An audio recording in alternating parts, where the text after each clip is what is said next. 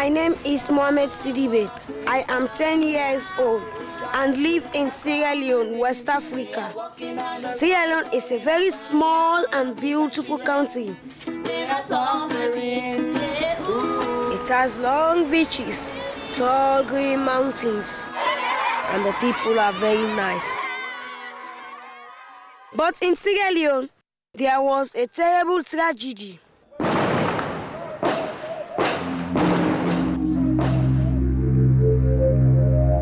In 1999, the RUF descended upon the capital, Freetown, causing death and destruction. I too witnessed what they did because I was forced to go with them. I was a combatant. I was a child soldier. In 2001, a year before the war ended, I escaped to Freetown with the help of an Italian priest. My life soon began to change for the better. I joined an education program called IAN, a worldwide community of youth who use the internet to talk and learn from each other. I was very, very happy because I have met another youth. And when I came first, I didn't know anything about the computer, how to operate a computer. And I know how to send an email address. And also, I know how to play games in a computer. I am back in school now, raising myself through hard work to reach my dreams with all of my friends and the ability to share my story with the world. I am not alone.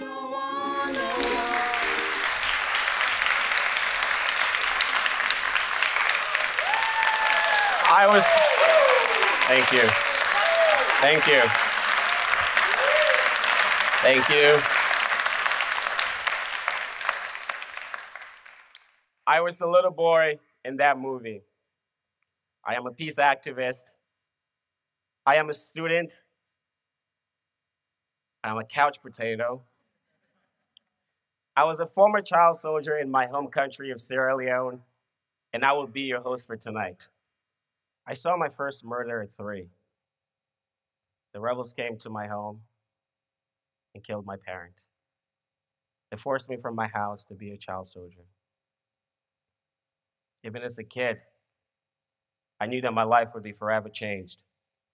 I didn't know how and in what direction, but I knew that the people that took me were not good people. Their faces were as pale as a white sheet of paper, lips cracked, dried, and barren, eyes bloodshot, their voices raspy.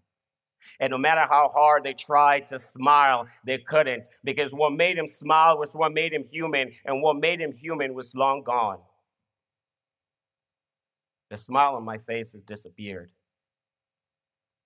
My innocence had been lost. My toys had been replaced with an AK-47, and the sudden change in my life was too quick to be true, and I couldn't grasp onto my new reality, so I kept wishing that it was a dream. The more I saw my first 6 months with the Revolutionary United Front, the more I kept wishing and hoping that it'll all go away soon. But the fact of the matter was what I was going through wasn't a dream. That was my new life, and for the longest time, I refused to accept that. I was being trained to be a child soldier. Now imagine me at 4, carrying an AK-47. I barely weigh more than the gun with my height, size, and weight. Sun Tzu, the author of The Art of War, once said, "In the midst of chaos, there is opportunity." I was determined to get away. I had a plan. Well, at least I thought I did. After 2 weeks, 2 weeks later, after the killing of the boys who tried to run away, my commanders were certain that no one in their right mind would try to run away again. I decided it was finally my time to execute the perfect plan my 3.5-year-old brain had come up with. So I left to use the bathroom. Now, the bathroom was walking to the bush and finding a nice place to squat in a while and take a shit. On my way to the bathroom, I ran into Usman. Let me tell you about Usman. Usman was a brusque-mannered man who was my commanding officer, and I feared and hated him.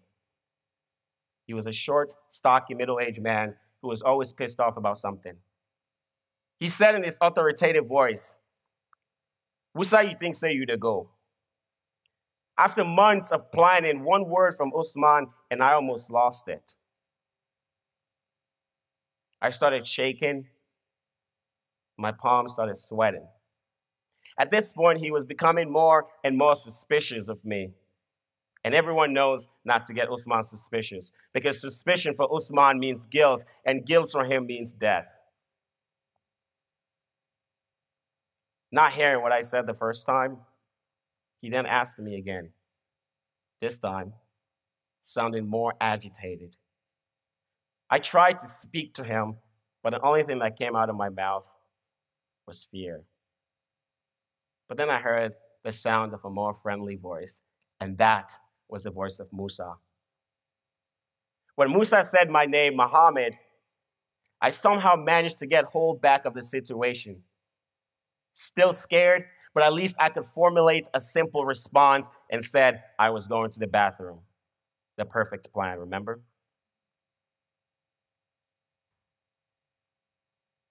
I guess one good thing came out of my interaction with the devil himself after all. Without looking back, I continued to walk into the thick forest. I could hear his footsteps behind me, but slowly and surely they stopped to fade away until I could hear them no more. I was finally away. Or at least I thought I was. I didn't know what direction was I going to run to or where was I heading. I couldn't go home because I was far away from home and I wouldn't know how to get there. Regardless, I started to run. I ran and ran and ran until I came across a river, another variable that was unaccounted for. I couldn't cross the river because I didn't know how to swim. So I stood there waiting for a miracle of some sort. From the distance through the thick forest, I could hear the sounds of many voices. I couldn't quite make out what they were saying, but I knew one thing, and that they were looking for me. And if I get caught, well, if I get caught, I'm dead. Again, I find myself trapped. But this time, with no excuse for why I was 2 hours away from base. My plan to run away was almost perfect until I ran into Usman. There's no doubt that he was the one that alerted my commander, CO Rambo, that I had tried to run away. If only I hadn't ran into Usman that morning, I would have had at least 2 hours head start on them. If only I would have made a rational decision to postpone my trip, I would have had a better chance of getting away. If only the river wasn't there. If only I knew how to swim. But the thing about could have and should have and would have is that by then it's already too late. No matter what I do now, I was going to get caught. Unless I grew wings and flew out of there, or a boat appeared out of thin air. But let's face it, none of those things were going to happen. All along, I thought I was ready to die to gain my freedom. But when the time finally came, I wasn't ready to die. I decided that I was going to walk towards them and shorten the distance between us. I went back with them. I was beaten.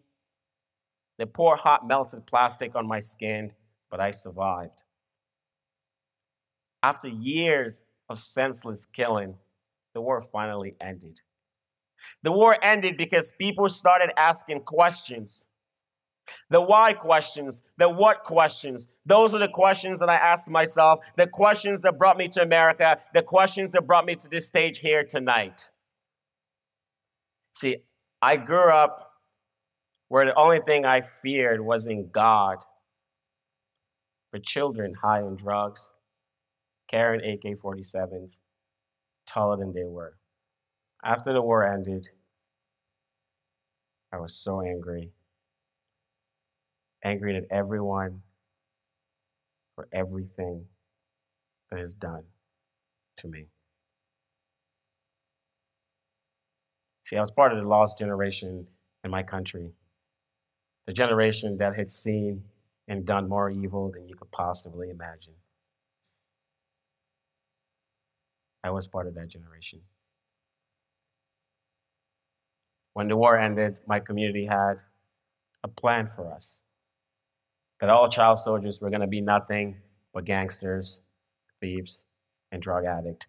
And sadly enough, most former child soldiers ended up in prison or got himself killed.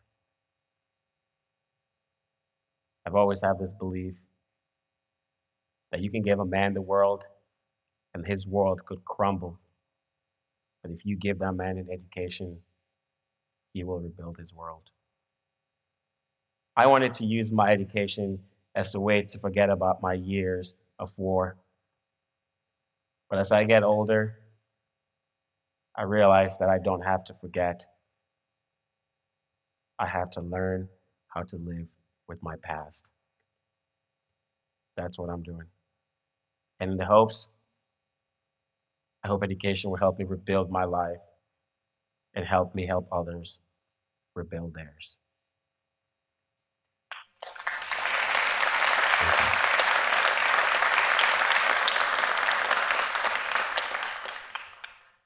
Sierra Leone is about 9,750 miles from here, approximately, give or take. A version of what I went through as it exists all over the world, including right here in Los Angeles, the same way it exists in East Baltimore. 2 summers ago, I had the opportunity to speak at Lenox Middle School. Lenox is 30 minutes outside of here. There, I asked a question, and the answer to my question was terrifying. I asked, who here had been affected by gun violence? Who here knows someone that's been killed by gun violence? More than half the class raised their hands. And these kids are barely 13 years of age. They too live in a war zone, 30 minutes outside of here. Just 30 minutes, imagine that.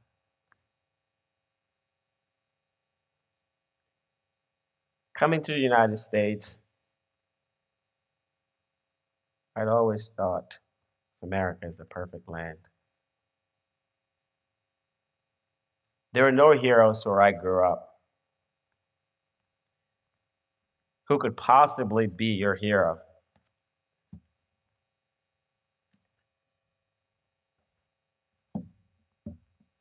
The guy on your right, who just ordered a son to kill their entire family. The guy on your left, who just told someone to dip their hands in hot oil and wipe off their skin while saying they're no longer involved in politics. How about the guy in front of you, who just massacred an entire family? Or the guy behind you, who just decapitated an innocent child? Again, I've always thought of America as the perfect land. I knew America had problems, but nothing in comparison to what I went through. I thought kids in America have it all.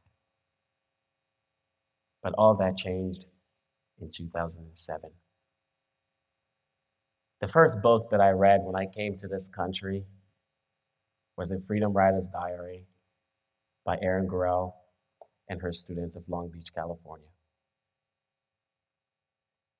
I automatically saw that there are two Americas. One was the America that I saw depicted on television growing up in Sierra Leone. And the other was the reality that I learned from Erin's students.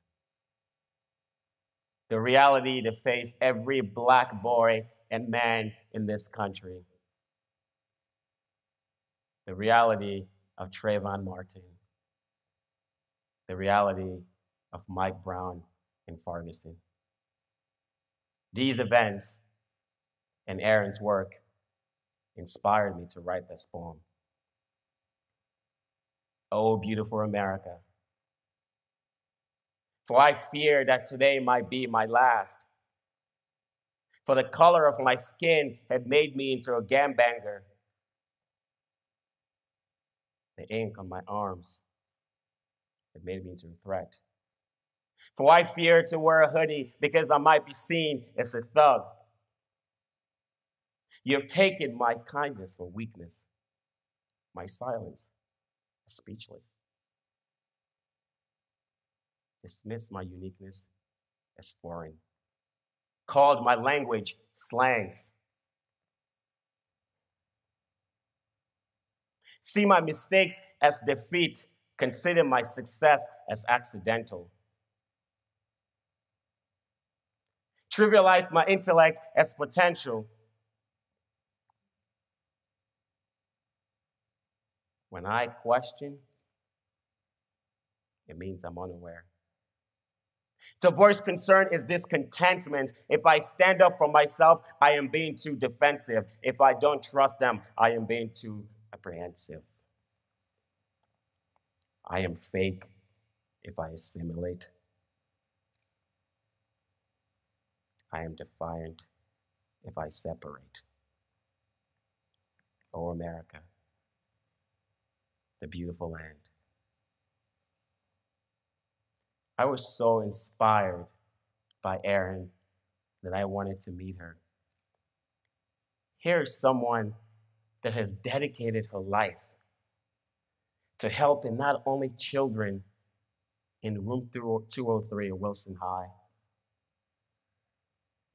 but to kids like myself, who now believe that there are indeed amazing teachers in the world.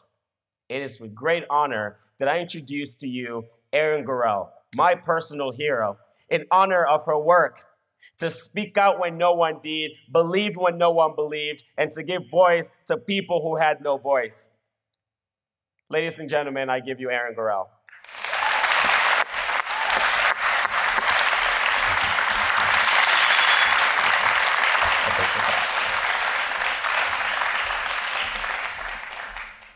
Although my title is teacher, I stand beside you and in front of you as a student.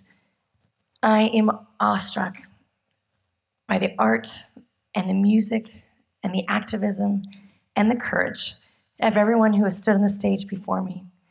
You see, I am an ordinary person who has extraordinary experiences.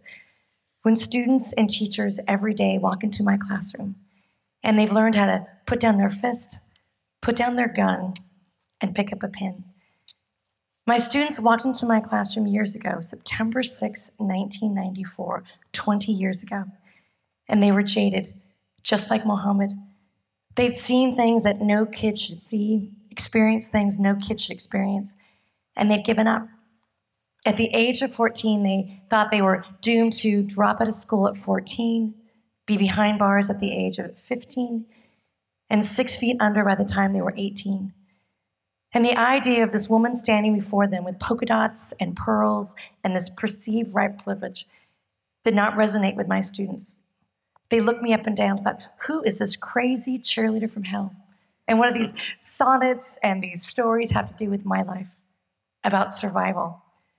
They thought there's no way that this crazy woman understands what it feels like in the pit of a stomach to be hungry or to be scared or to be angry.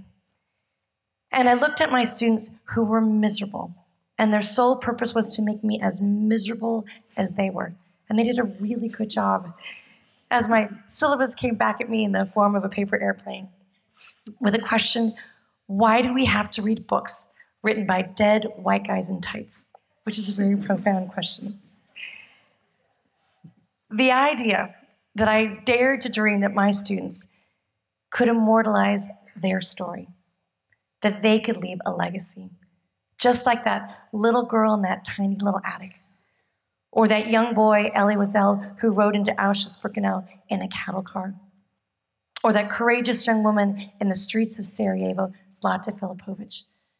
Imagine, I told my students, imagine if you can write that obituary you've never read.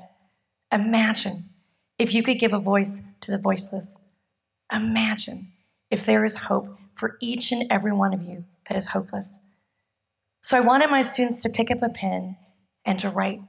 And maybe, just maybe, we could send it off like a message in a bottle and someone would listen to those cries for help. But we did just that. We wrote and we wrote. And we sent off our manuscript. And in that classroom, we called it the little book that could, in honor of that train going down the tracks, saying, I think I can, I think I can. We sent our book to every single publishing house in our country. And every single one of them rejected us. And so we tried again. We tried again, and my students began to hone their craft, to edit, to write, to rewrite. And we sent it off one more time to just one house. So I suppose it's as it should be, that the only house that decided to take a chance on a teacher and 150 kids was the same publishing house that published a book written by a little girl in a tiny little attic. A little girl that picked up her pen, picked up her diary, and gave a voice to the voiceless, who had the courage to say that in spite of everything, I truly believe that people are good at heart. Mohamed gives each and every one of us that belief that people are good at heart. And just because people do bad things, that doesn't mean they're a bad person.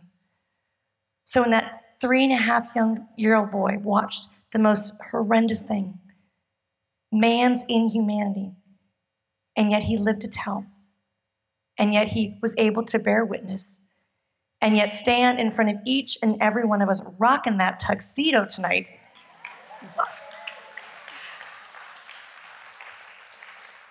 I sat in the audience and felt like a student. I wanted to raise my hand. I wanted to ask questions. I wanted to take notes. I wanted to take a mental picture. Because even though I don't know his parents, I felt like a mom tonight. I felt like my heart was going to leap out of the chest. I was so proud. Because for each and every one of us who have that title of teacher, that's all we want. We don't care about those grades after you're gone. It's the lessons. And when you can teach one to teach another, that's the best part of critical thinking. So like I said, I stepped on the stage as an educator, but I am humbled to be Mohamed's student. I'm also humbled that Mohamed is now part of our Freedom Writer family. Freedom Writers have gone on to teach teachers. There are several of them in the audience tonight. And Mohamed is now a proud Freedom Writer teacher. And just like my original students who stood on a line and said so much by not saying anything at all, by playing a silly game called the line game, I got to watch Mohamed stand on that line and say so much. And just like my students who picked up a plastic champagne glass filled with sparkling apple cider, I got to see Mohamed pick up that glass filled with sparkling apple cider and to make a toast. And as each and every one of those teachers left our wake and thought, I'm gonna go teach one to teach another, I am so proud that each and every destination that takes you, Mohamed, to classrooms, to auditoriums, to stages, to bars, to restaurants, to Facebook, you are gonna continue to teach one to teach another. I would have never thought that this little book that could was the first book that you would ever read when you came to America. Makes me so proud. Because I remember my students saying, do you think anyone is ever going to read this? We thought maybe we will. Maybe we'll be in cahoots with our parents. We never knew that you would. And so thank you for paying it forward. And until my dying breath, I'm going to continue to tell your story, to learn from you, and to honor your legacy. So thank you.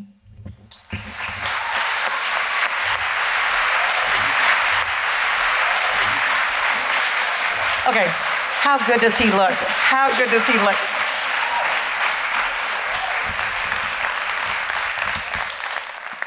I tell you my story because I was one of the 300,000 children caught in the crossfire. I tell you my story so that you can put a name, a face, and an actual person behind every children who have been marginalized by violence. I don't tell you my story to get you sympathy. You can keep your sympathy. I have enough of my own. A lot of people have helped me on this journey. The first documentary that you saw was done by Austin. Austin left his comfort in New Jersey to come to Sierra Leone and to document my story. Austin's story introduced me to the world. His story introduced me to Anita Townsend, who was a principal at the time in Canada. Anita introduced me to Molly Beckley, who is here tonight. I'd like to give a round of applause to Molly Beckley.